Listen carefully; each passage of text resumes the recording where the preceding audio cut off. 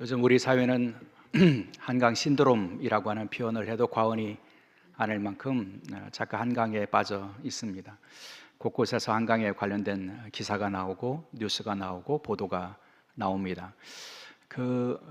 여러 사람들이 모인 곳에 그분의 이야기가 회자되고 또 사람과 사람의 만남 속에서도 그분과 관련된 그런 이야기들이 반복이 되는 재생산되는 그런 모습들을 보게 되는데요.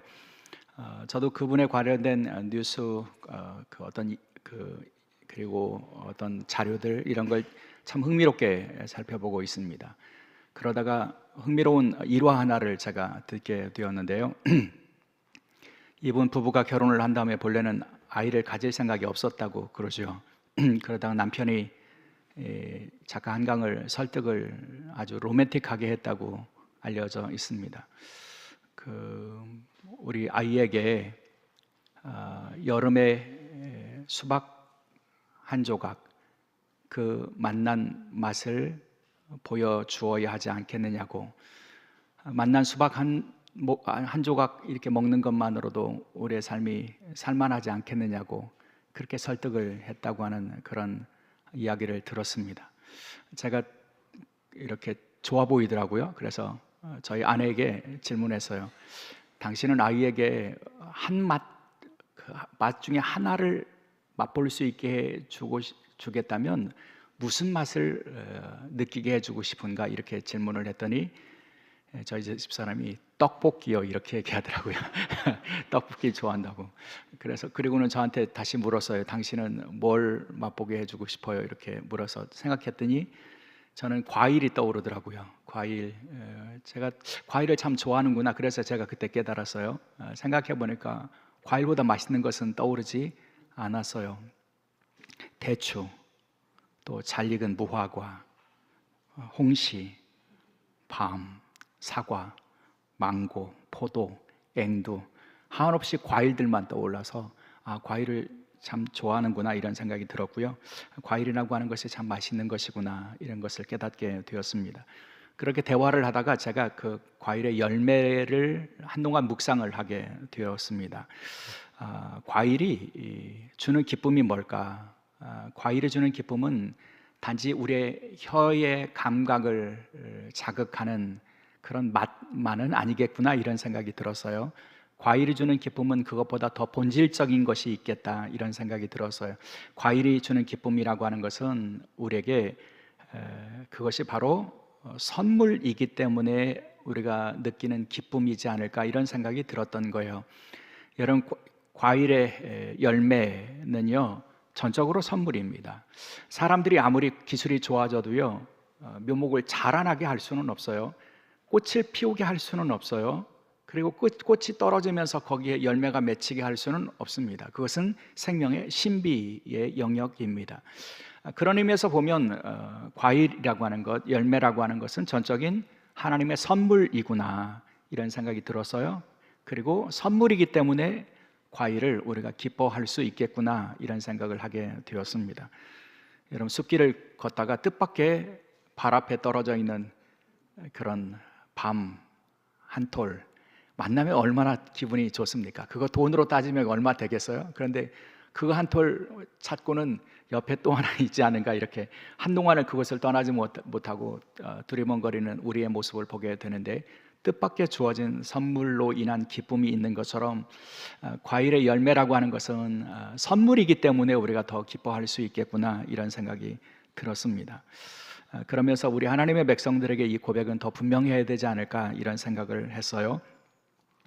하나님의 백성들에게도 열매가 있죠. 우리 내면의 열매, 인격의 열매, 신앙의 열매, 삶의 열매, 이런 열매들이 있는데 그 열매들을 우리가 깨닫고 그리고 그것을 경험하고 우리는 그것이 하나님의 선물이라고 고백해야 한다는 말씀입니다.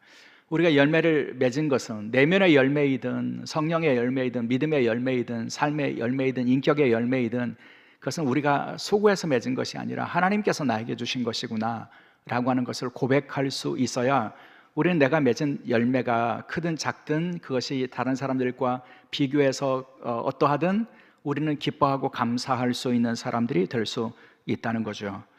하나님의 백성으로 살아가는 동안 우리는 그래서 열매를 주목하고 열매를 추구하고 열매를 구하면서 살아가는 사람들이 되어야 한다는 말씀입니다.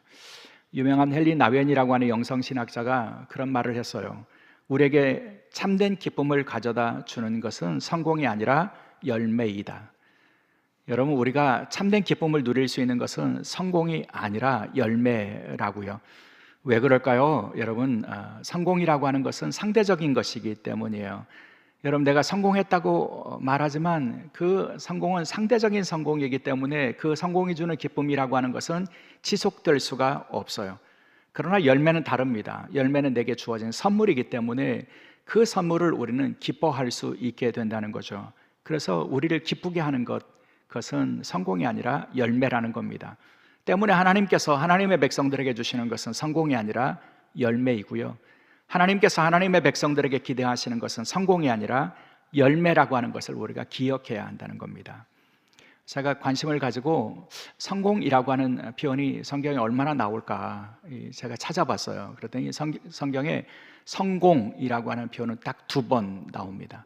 그 중에 한 번은 욥기에 나오는데 하나님께서는 교활한 자의 손이 성공하지 못하게 하신다라고 하는 말씀이 욥기에 나오고요. 또 하나는 전도서에 나오는데 지혜는 성공하기에 유익하다라고 하는 말씀이 나옵니다. 성공이라고 하는 단어는 성경에 2번 나옵니다. 그러니까 그 방대한 성경의 내용 가운데 성공이 2번 나온다는 말은 성경에 나타난 하나님의 뜻에는 성공이 별로 관심이 없다고 해도 과언이 아니라는 거죠. 반면에요, 여러분, 열매라고 하는 표현은 얼마나 많이 나올까요? 189번 나옵니다. 창세기부터 시작해서 성경 곳곳에 열매라고 하는 표현들이 나온다는 겁니다. 하나님께서 열매 맺는 나무를 주셨다. 또 하나님께서는 우리에게 열매를 주신다. 예수님께서도 우리에게 열매를 맺어야 된다고, 열매를 맺지 못하면 하나님께서 징계하신다고, 열매를 많이 맺도록 내가 너희를 내 안에 있게 하겠다고, 너희는 열매를 많이 맺어 하나님께 영광을 돌리라고, 계속해서 열매를 많이 맺도록 하기 위해서 못 맺는 가지들은 제거하고, 그리고 맺는 가지는 더 많이 맺도록 하신다고, 열매에 대한 말씀들이 계속 성경에 나오는 것을 보게 되죠. 성경의 관심은 성공이 아닙니다. 성경의 관심은 열매라고 하는 것을 분명히 확인할 수 있다는 거죠.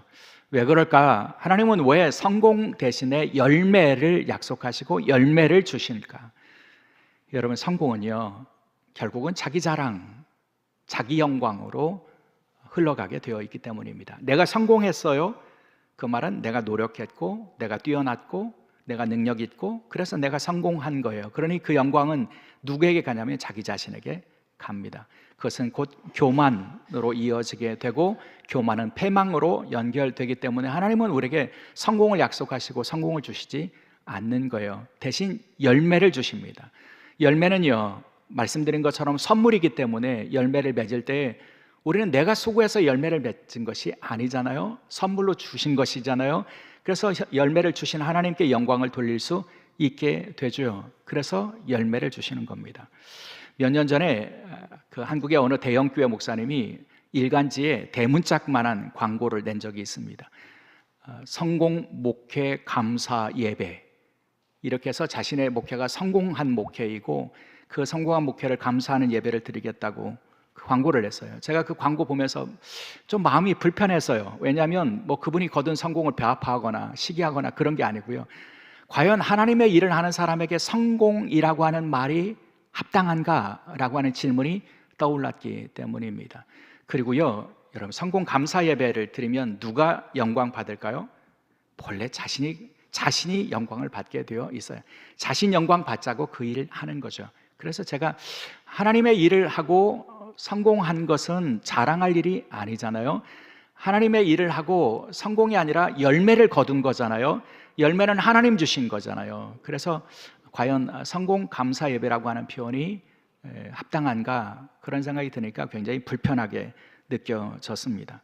하나님의 백성들에게 성공은 의미 있는 일이 아닙니다. 그것은 결국 자기를 높이는 일이 되어버리기 때문이죠.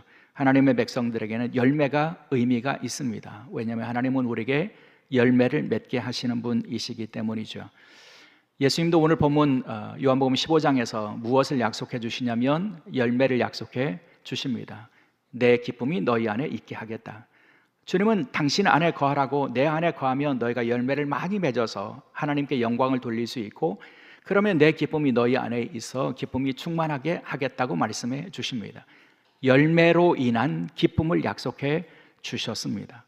그러므로 사랑하는 여러분, 우리의 삶에 성공을 바라보고 성공을 지향하는 삶 대신에 열매를 바라보고 열매를 구하고 열매를 기뻐할 수 있는 열매 맺는 믿음의 사람들이 될 수 있기를 주의 이름으로 축원합니다. 근데 여러분, 열매를 맺기 위해서 필요한 과정이 있어요. 그것은 성장의 과정이라는 겁니다. 여러분, 모든 열매 맺는 것에는 성장의 과정이, 인내하며 기다리는 과정이 반드시 필요합니다. 여러분, 좋은 열매를 구하기 위해서 좋은 묘목을 구해 올 수 있어요. 그 묘목을 옮겨 심을 수 있어요. 그러나 아무리 좋은 묘목이라고 해도 옮겨 심고 그 다음날 열매가 맺기를 기다리면 안 됩니다. 시간이 필요합니다. 성장의 시간이 필요합니다. 자라는 과정이 필요하고 꽃을 피우는 시간이 필요하고 그 꽃이 떨어지고 열매가 맺을 뿐만 아니라 자라나고 그리고 익는 시간이 필요하죠. 이 과정을 우리는 뭐라고 부를 수 있느냐면 성장이라고 부를 수 있다는 겁니다. 자라나지 않고는 좋은 열매를 맺을 수 없게 되어 있다는 거죠. 때문에 하나님께서는 믿음의 사람들에게 열매를 주실 때 먼저 무엇을 주시냐면 성장의 과정을 주십니다. 여러분, 믿음의 사람들이 믿자마자 여러분 성숙해지고 열매를 맺을 수 있는 것이 아니고요, 긴 기간의 성장의 과정이 반드시 필요하다는 그런 말씀입니다. 하나님께서는 그 성장의 과정을 어떻게 인도하시냐면 도리어 역경과 고난을 통해서 자라나게 하시는 분이십니다. 하나님은 하나님의 백성들이 자라나는 그 과정에서 반드시 역경과 고난을 통과하게 하시고 그 역경과 고난을 통해서 자라나게 하시는 분이시라는 거죠. 다윗의 생애가 그랬습니다. 여러분, 다윗의 생애를 한번 생각해 보세요. 다윗이 하나님께 선택을 받았잖아요. 그런데 다윗이 하나님께 선택을 받자마자 그가 열매를 풍성하게 맺은 것이 아니었죠.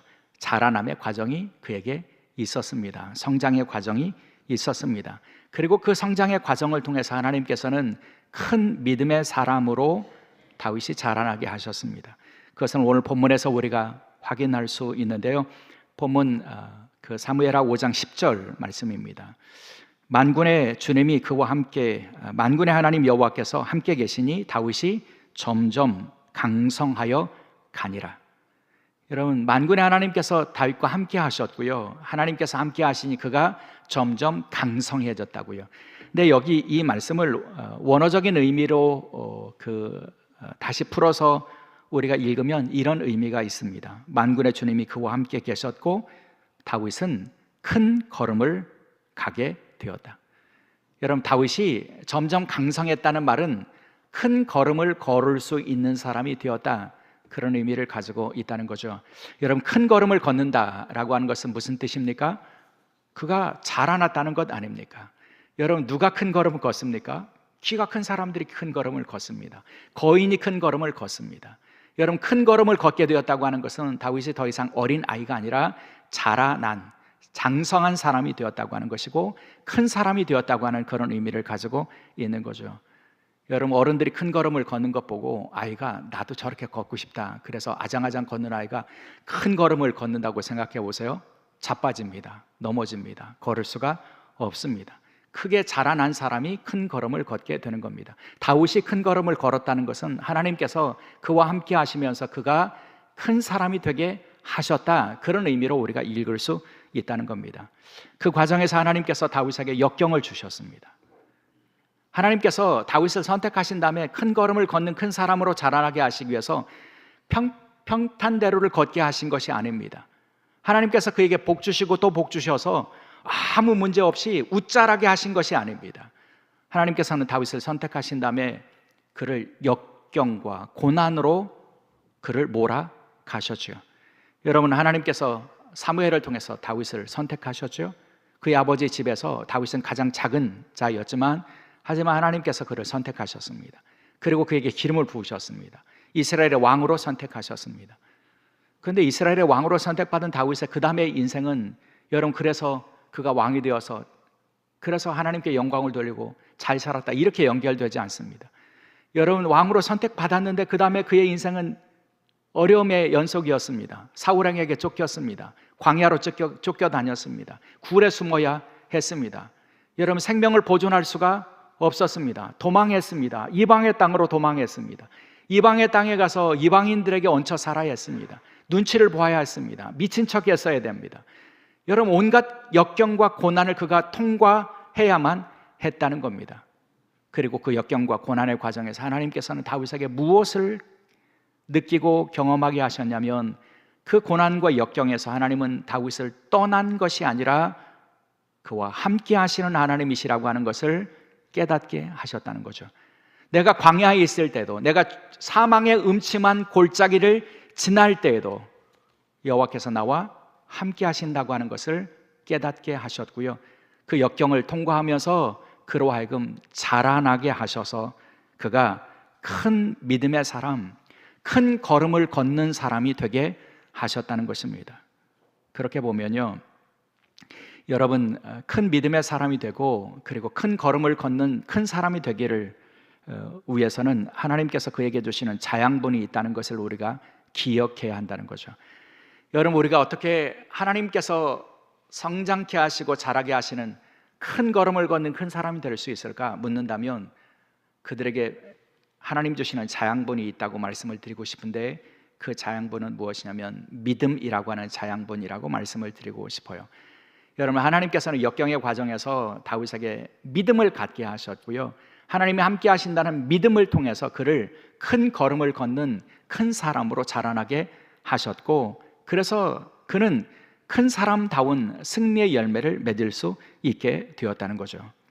그것을 우리에게 보여주시는 말씀이 본문 사무엘하 5장의 내용이라고 믿습니다. 사무엘하 5장의 말씀은 그 배경이 무엇이냐면 다윗이 이스라엘의 왕이 된 직후입니다. 여러분, 다윗은 사울왕이 죽은 다음에 유다의 왕이 되었습니다. 그래서 남쪽에 있는 유다를 헤브론이라고 하는 곳에서 7년 6개월을 다스리면서 왕이 되었잖아요. 그러다가 사울왕의 왕 아들 이스보셋이 죽은 다음에 비로소 이스라엘의 지파들이 다윗에게 와서 우리의 왕이 되어달라고 요청하지 않습니까? 그렇게 모든 이스라엘을 다스리는 왕이 되었는데, 이스라엘 전체를 다스리는 왕이 된 다음에 다윗의 마음속에 있었던 소망이 하나가 있었습니다. 그것은 여부스 사람들이 있는 그 예루살렘을 차지해서 그 성을 다윗성으로 만들고, 그래서 그 다윗성에서 온 이스라엘을 다스리는 그런 사람이 되고 이스라엘의 통치자가 되고 그런 이스라엘을 세우고 싶은 그런 마음과 열망이 그에게 있었습니다. 그 마음이 온 것은 아마도 두 가지 이유라고 할 수가 있습니다. 하나는 신앙의 이유가 있었는데, 그것은 여러분, 그 땅을 하나님께서는 여호수아 시대에 가나안 땅을 이스라엘 백성들에게 주셨잖아요. 가나안의 민족들을 몰아내고 차지하라고 하셨잖아요. 그런데 차지하지 못한 곳의 대표적인 곳이 여부스 사람들이 살고 있었던 여부스성, 그러니까 예루살렘이었던 겁니다. 여호수아에게 하나님께서 그 땅을 약속하신 지 300~400년이 됐는데도 이스라엘은 그 땅에서 이 가나안의 족속이었던 여부스를 몰아내지 못한 거예요. 이스라엘의 왕이 된 다음에 다윗의 마음속에 신앙적인 열망이 있지 않았겠습니까? 하나님이 주신 땅인데 아직도 그 땅을 차지하지 못한다고 하는 것에 대한 안타까움, 그래서 그 땅을 차지하겠다고 하는 마음의 열망, 그것이 그에게 하나가 있었을 것이고요, 또 하나는 지리적인 요인도 있었을 거예요. 여러분, 그때까지 다윗은 헤브론이라고 하는 곳에서 유다를 다스리고 있었잖아요. 근데 헤브론은 이스라엘 전체로 보면 남쪽에 아주 치우쳐 있었기 때문에 온 이스라엘을 다스리기에는 적합한 곳이 아니었던 거죠.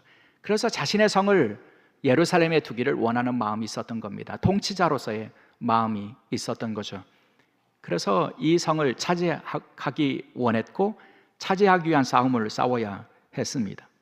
근데 문제는 무엇이냐면 이 성이 난공불락의 요새였다는 겁니다. 여부스 사람들이 차지하고 있었던 그 성이 여호수아의 시대에서 300~400년이 지났는데도 이스라엘을 차지하지 못한 이유는 바로 그 성이 공격하기에 거의 불가능한 그런 요새였기 때문이라는 거죠. 다윗에게도 그 상황은 변화된 것이 아닙니다. 그 성의 모습을 유진 피터슨이라고 하는 분은 그분의 책에서 이렇게 묘사한 적이 있어요. 그곳은 지면 위로 솟은 거대한 암석 위에 기괴한 모양새로 자리 잡은 요새였다. 그곳은 음산한 장소였고 여행자들도 그곳을 피하였다. 그 도시는 사실상 난공불락이었다. 동쪽과 남쪽으로는 급경사가 져서 깊은 골짜기로 이어져 견고한 천혜의 수비시설을 이루었고, 다른 방향을 따라서는 비탈진 평원을 오르려 해도 두 개의 거대하고 흉측한 형상을 만나 멈출 수밖에 없었다. 그 기괴하고 흉측한 형상이란 도시 북쪽 벽과 서쪽 벽이었다. 여러분, 이 묘사를 이렇게 설명하자면 그런 겁니다. 여러분, 동서남북으로 남쪽과 동쪽으로는 그 골짜기로 이어지는 그런 성벽이 있어서 도저히 접근할 수가 없는 곳이었고, 북쪽과 서쪽으로는 거대하게 높이 쌓아 올린 성벽이 있어서 외부로부터는 그곳을 공격하기가 거의 불가능한 성이 여부스 사람들이 살고 있었던 예루살렘 성이었다는 겁니다. 여러분, 이 예루살렘이 얼마나 천혜의 요새인지는 그 지난 주간에 열왕기하의 말씀을 묵상하면서 제가 그런 설명 드렸잖아요. 유다가 멸망하기 직전에 이 바벨론이라고 하는 나라가 당대 최고의 제국이었던 바벨론이 이 유다를 침입해 옵니다. 그런데 공격할 수가 없었습니다. 1년 6개월 동안 그저 밖에 성을 쌓고 토성을 쌓고 예루살렘이 식량이 떨어질 때까지 기다리는 전술을 펼칠 수밖에 없었습니다. 왜요? 쳐들어가기가 거의 불가능한 그런 성이었기 때문입니다. 그 성의 모습은 다윗 앞에 있는 예루살렘이 동일한 모습이었다는 겁니다. 여러분, 어떻게 그 성을 차지할 수 있을까? 참 어려운 그런 과제였고, 그리고 장애물이 그에게 있었던 거죠. 그런데 여러분, 오늘 본문의 내용을 보면요, 그래서 여부스 사람들이, 예루살렘 성 안에 있는 사람들이 다윗이 공격하는 것을 보고 비웃는 그런 장면도 나오잖아요. 우리 중에 장애를 가지고 있는 사람들이 지켜도 저들은 우리를 차지할 수 없어. 왜요? 천혜의 요소라고 하는 것, 요새라고 하는 것이 그들의 마음을 그렇게 높게 만들었던 거죠. 근데 그 성을 공격하는 다윗의 모습을 보면 그 결과가 굉장히 싱겁습니다.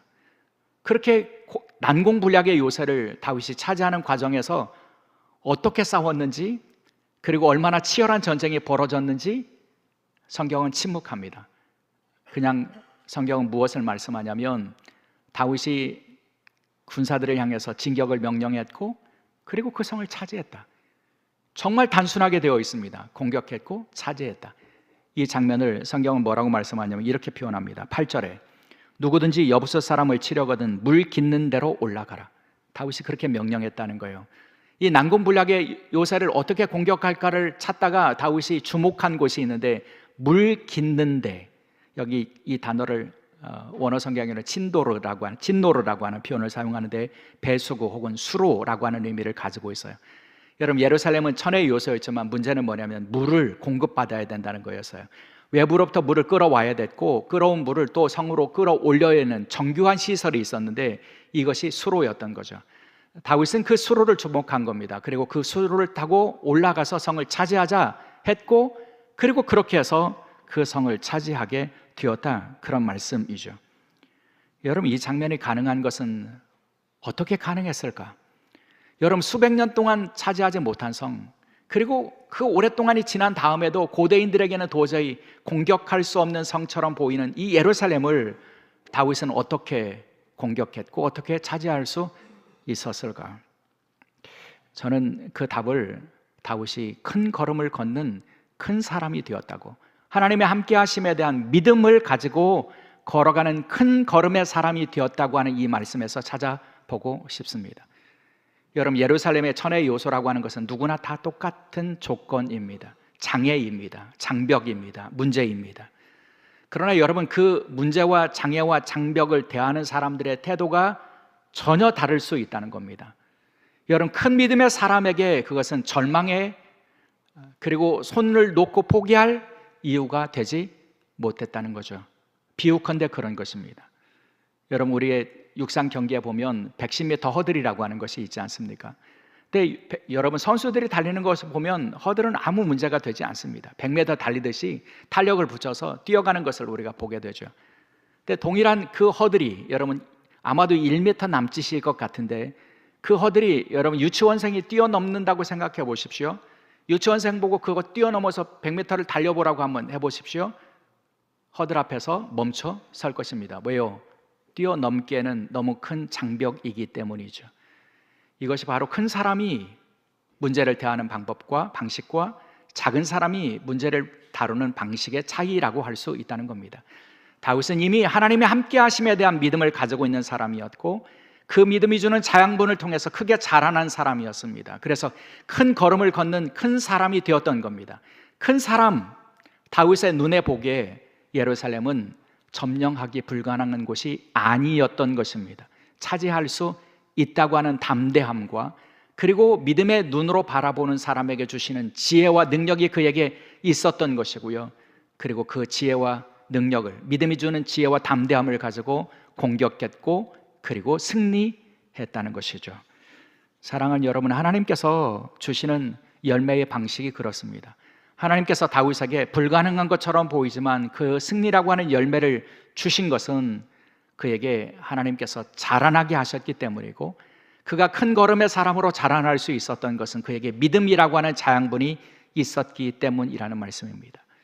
믿음의 자양분, 하나님이 함께 하신다는 믿음이 주는 자양분, 그 믿음이 주는 담대함, 그 믿음이 주는 지혜, 그 믿음이 주는 능력, 이것을 통해서 큰 사람으로 자라난 사람들에게 삶의 문제들, 삶의 어려움들, 삶의 장애물들, 이것은 극복할 수 없는 대상이 되는 것이 아니라는 것입니다. 능히 한 걸음으로 뛰어 넘을 수 있는 문제가 될 수 있다는 것이죠. 우리 믿음의 사람들에게도 장애물들이 있습니다. 우리의 삶에 문제가 있습니다. 우리가 겪는 고난이 있습니다. 역경이 있습니다. 그때 우리에게 필요한 것은 무엇일까?